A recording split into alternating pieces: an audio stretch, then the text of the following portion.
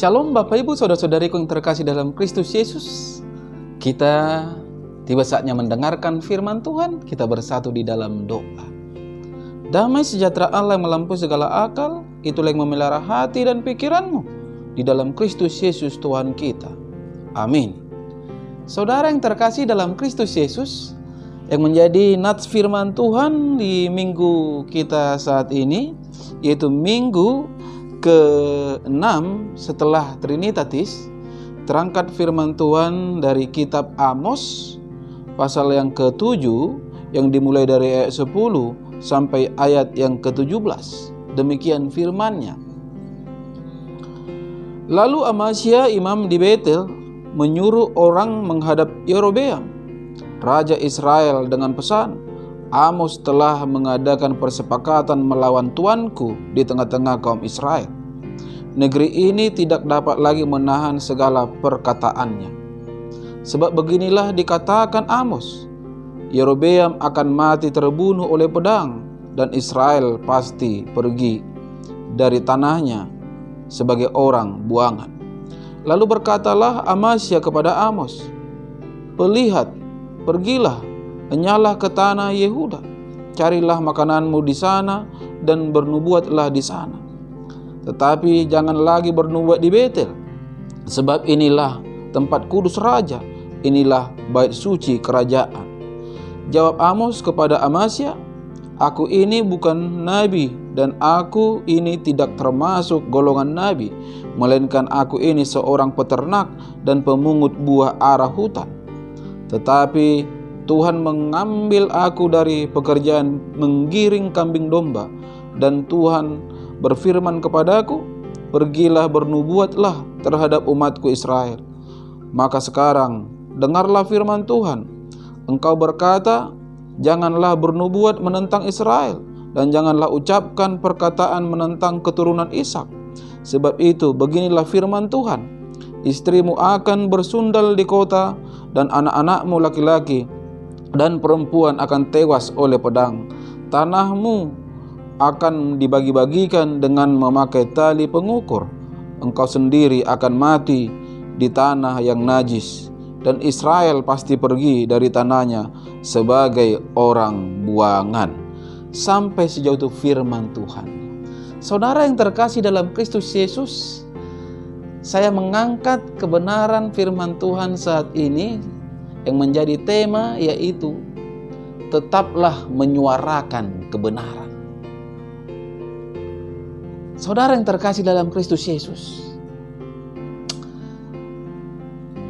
apakah yang selalu ada di pikiran kita ketika menjalani kehidupan sehari-hari? Hal-hal duniawikah yang memenuhi pikiran kita?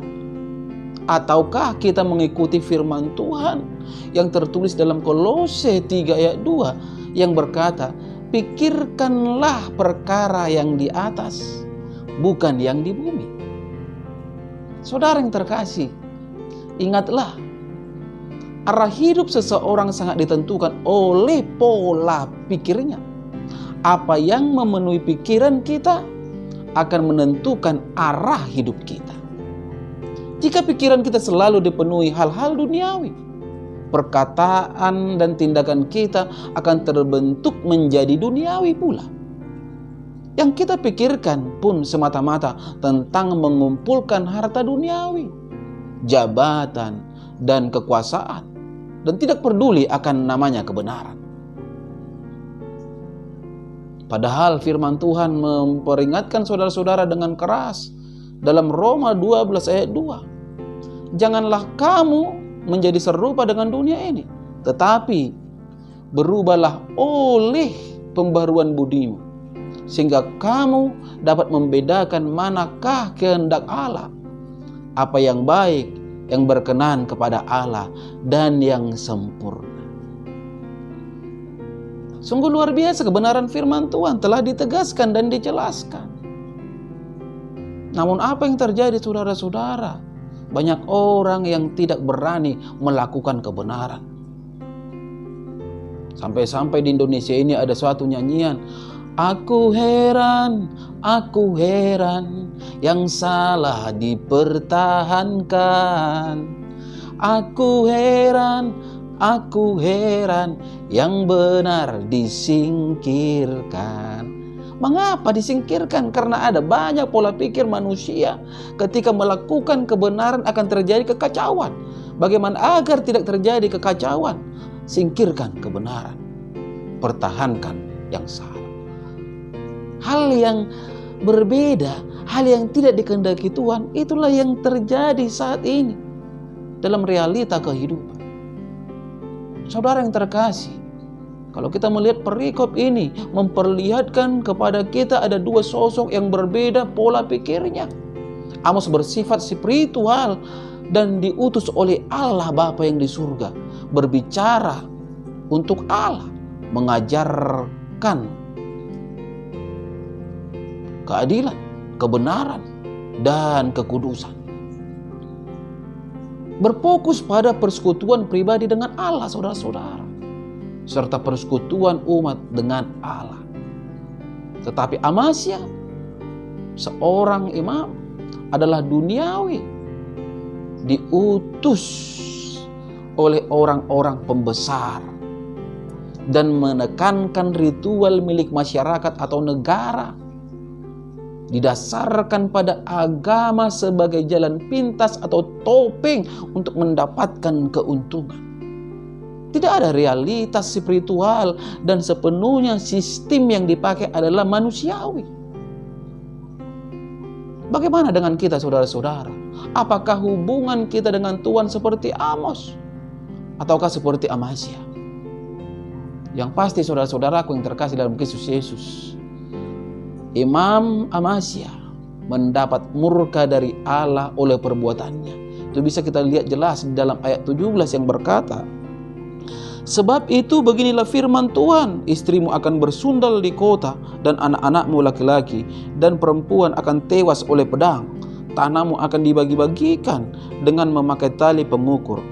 Engkau sendiri akan mati di tanah yang najis, dan Israel pasti pergi dari tanahnya sebagai orang buangan.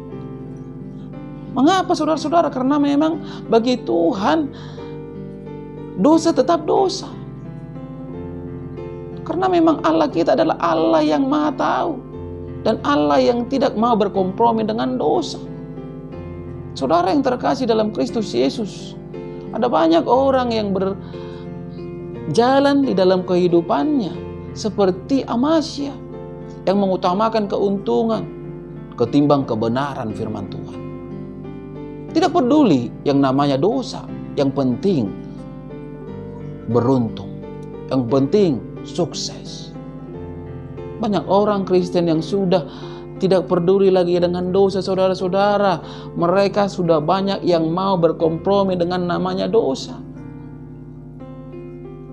Padahal Tuhan, saudara-saudara, dosa kecil, dosa besar itu sama-sama dosa bagi Tuhan yang akan mendapatkan murka. Tuhan kita adalah Allah yang tidak mau berkompromi dengan dosa. Ini harus kita ingat. Bagi Tuhan dosa tetap dosa, dan upah dosa adalah maut. Sebagaimana yang tertulis di dalam Roma 6 ayat ke-23a. Sebab upah dosa adalah maut. Saudara yang terkasih dalam Kristus Yesus, Amos dipanggil Tuhan untuk menyampaikan firman Tuhan kepada orang-orang yang berada di Israel Utara, di mana kejahatan pada waktu itu sudah sangat merajalela dan mereka tidak takut akan namanya Tuhan lagi. Itulah sebabnya Tuhan mengutus Amos untuk menyampaikan nubuatan-nubuatan tentang penghukuman atas mereka yang berbuat dosa, yang tidak peduli lagi kebenaran. Dengan penyertaan tangan Tuhan, Amos rela meninggalkan kampung halamannya di Tekoa, yaitu Israel Selatan, pergi ke tempat di mana Tuhan telah tunjukkan tempat pelayanannya. Sebagai anak-anak Tuhan, saudara-saudara, kita tidak perlu takut atau merasa kecil hati untuk menyatakan kebenaran. Ingat, Tuhan tidak pernah memanggil dan memilih seseorang menurut kriteria manusia, tetapi Ia melihat hati manusia. Bahkan Tuhan akan selalu menyertai setiap orang yang percaya yang disuruhnya. Dalam Roma 8 ayat ke-28 dikatakan, saudara-saudara, kita tahu sekarang bahwa Allah turut bekerja dalam segala sesuatu untuk mendatangkan kebaikan bagi mereka yang mengasihi Dia. Artinya Tuhan tidak pernah lepas tangan. Artinya Tuhan tidak pernah membalikkan pandangannya dari setiap orang yang percaya. Ini saudara-saudara, yaitu bagi mereka yang terpanggil sesuai dengan rencana Allah. Kalau Tuhan sudah berencana, Tuhan akan selalu perhatikan dan peduli. Saudara yang terkasih dalam Kristus Yesus, jika kita menginginkan Tuhan dan kehendak-Nya fokus dalam hidup kita ini, yaitu kebenaran, maka kita harus mengisi pikiran kita dengan firman Tuhan setiap hari, supaya langkah hidup kita senantiasa dipimpin dan dituntun oleh Tuhan. Sebab kalau kita melakukan segala sesuatu, saudara-saudara, menurut kehendak kita sendiri, tanpa melibatkan Tuhan dan tanpa mengikuti kehendak-Nya, cepat atau lambat kita pasti akan jatuh dan tersesat, karena kita adalah manusia yang lemah yang tidak bisa berbuat apa-apa tanpa Tuhan.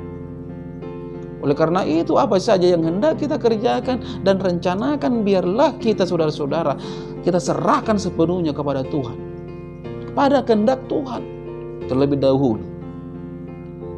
Seperti yang dikatakan dalam Yakobus 4 ayat 15. Sebenarnya kamu harus berkata, jika Tuhan mengkehendakinya, kami akan hidup dan berbuat ini dan itu. Segala sesuatunya adalah kehendak Tuhan. Sebab tak seorang pun yang tahu apa yang ada di depannya, atau apa yang akan terjadi dalam kehidupan ini di kemudian hari. Saudara yang terkasih, bukankah firman-Nya juga berkata dalam Yohanes 14 ayat ke-6a? Kata Yesus kepadanya, "Akulah jalan dan kebenaran dan hidup." Artinya percaya dan beriman kepada Tuhan Yesus adalah langkah awal dan merupakan fondasi hidup orang yang percaya. Ini saudara-saudara, inilah kunci hidup kemenangan dan berkelimpahan setiap orang. Saudara yang terkasih dalam Kristus Yesus, ingatlah, jika seseorang telah mengenal kebenaran yaitu Kristus Yesus, ia akan berpikir 1000 kali jika hendak melakukan dosa ataupun pelanggaran. Karena ia tahu bahwa setiap ketidaktaatan, setiap pelanggaran akan mendapatkan konsekuensi yang setimpal ataupun balasan. Untuk itu, marilah menjadi pribadi yang tetap menyatakan kebenaran. Ingat saudara-saudara, Tuhan kita tidak pernah mau kompromi dengan dosa. Dosa tetap dosa, kebenaran tetap kebenaran. Mari melalui kebenaran firman ini menjadi Amos yang kecil yang tetap hidup dalam kebenaran apapun yang terjadi. Amin. Kita bersatu dalam doa. Terima kasih Bapa di surga untuk kebenaran dari firman-Mu yang telah berkumandang melalui video YouTube ini. Di minggu ke-6 setelah Trinitatis, yang mengajak setiap orang agar mempertahankan kebenaran di dalam kehidupannya. Tuhan, mari Engkau meterangkan kebenaran firman ini dalam kehidupan setiap orang Kristen, sehingga sedikit demi sedikit kebenaran akan berkemenangan dan tampak di Indonesia dan di muka bumi ini. Hanya kepadamu kami memohon, hanya kepadamu kami mengadu. Hanya di dalam nama Kristus Yesus hamba berdoa dan mengucap syukur. Amin. Shalom buat kita semua. Salam sehat.